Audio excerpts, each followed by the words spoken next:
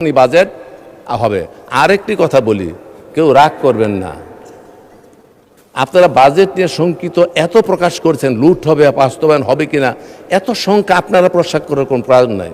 কারণ কঠিন জিনিস জান্নাতের টিকিট যারা দেওয়ার জন্য একটা ভোট দিলে জান্নাতে যাওয়া যায়, এত সহজ পদ্ধতি দিতে পারেন, তো বাজেট বাস্তবায়নের জন্য কেন উদ্যোগ গ্রহণ করতে পারবেন না? জান্নাতে যাওয়ার জন্য একটা ভোট দিলে যদি জান্নাতে যাওয়া যায়, এত কঠিন জিনিস যদি সহজ করতে পারেন, তো বাজেটটাকে সহজ করে বাস্তবায়নের জন্য একটা বুদ্ধি দেন না, উপদেশ দেন না, অসুবিধা নাই তো। আপনারা ছায়া বাজেট দিয়েছেন, খুব ধন্যবাদ। ছায়া হয়ে কাছেও থাকেন, কথা বলো না বলো ওগো বন্ধু, ছায়া হয়ে তবু পাশে রইব। এখন কথা না বললেও যদি কেউ ছায়া হয়ে থাকতে চায়, আন্তরিক হয়, আমরা তো কথা বলি, তাহলে আমাদের পাশে থাকেন। মাননীয় স্পিকার, সময় তো দিবেন না, 2-3 মিনিট দিয়ে আমি শেষ করে দিয়ে একটা গল্প বলে বাজেট সম্বন্ধে কথা বলতে পারবো না, অনেকক্ষণ বলতে পারতাম, সুযোগ নাই।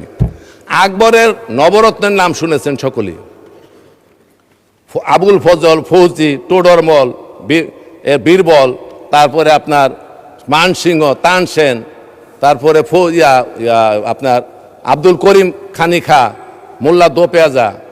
তো একবার আকবর বলতেছে দরবারে, এই বলেন তো দেখি আমার এই রাজ্যের মধ্যে রুগী বেশি না ডাক্তার বেশি? তো মোল্লা দোপেয়াজাকে বলতো বুদ্ধির রাজাহাজ নবরত্নে। তো বললো, হুজুর আপনার রাজ্যের মধ্যে ডাক্তারের সংখ্যা বেশি।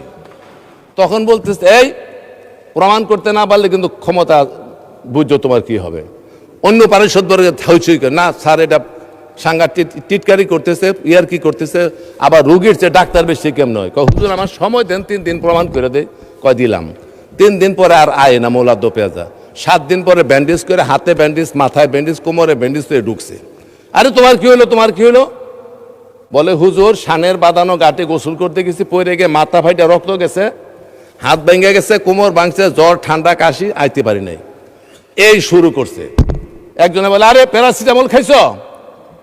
এইটা বলার সাথে আরেকজনে বলে, আরে এটা প্যারাসিটামলে ভালো হবে না, সেক দিছো কিনা গরম পানির। আরেকজনে বলতেছে, তুমি টিটেনাস দিয়েছো না, তো তোমার সর্বনাশ হইব। আরেকজনে বলে, এটা হবে না, টাকার অভাব থাকলে। বীরবল বলতেছে, অর্থমন্ত্রী ছিল, বলে তুমি টাকা চাইতা, তুমি চিকিৎসা ভালো করে করো। আরেকজনে বলে যে না, এগুলি কোনো বিষয় হলো কবিরা জানতে হবে অন্য রাজ্য থেকে। আরেকজনে বলতেছে, না এটা হবে না, তোমাকে ইনজেকশন দিতে হবে।